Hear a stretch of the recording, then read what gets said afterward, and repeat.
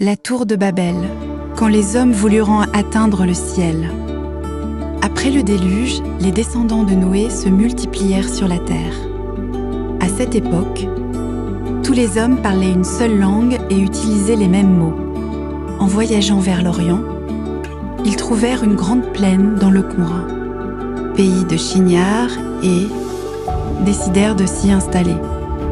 Un jour, ils se dirent « Allons, faisons des briques et cuisons-les au feu ». Ils commencèrent alors à construire une ville et une immense tour. Mais leur projet était plus grand qu'une simple construction. Ils déclarèrent « Bâtissons-nous une ville et une tour dont le sommet touche le ciel. Et faisons-nous un nom, afin que nous ne soyons pas dispersés sur toute la terre. » Les hommes voulaient montrer leur puissance et leur grandeur. Dieu regarda leur projet. Dieu descendit pour voir la ville et la tour que les hommes construisaient.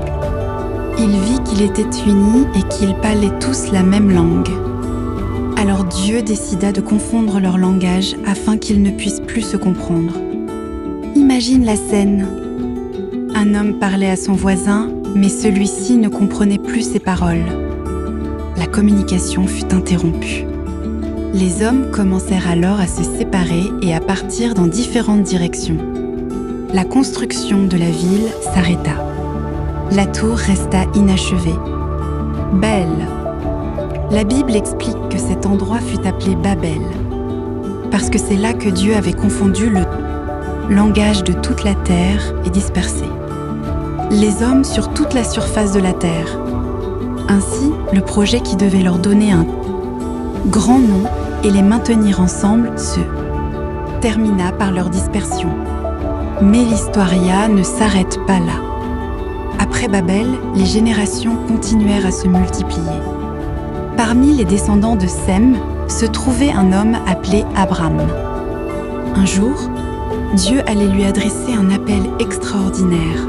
« Va-t'en de ton pays, de ta patrie et de la maison de ton père, dans le pays que je te montrerai. » Dieu lui fit également une grande promesse. « Je ferai de toi une grande nation, je te bénirai et je rendrai ton nom grand. » Abram allait devenir Abraham, et son histoire allait marquer une nouvelle étape dans le plan de Dieu pour l'humanité. À suivre, Abraham, l'homme qui quitta tout pour suivre l'appel de Dieu.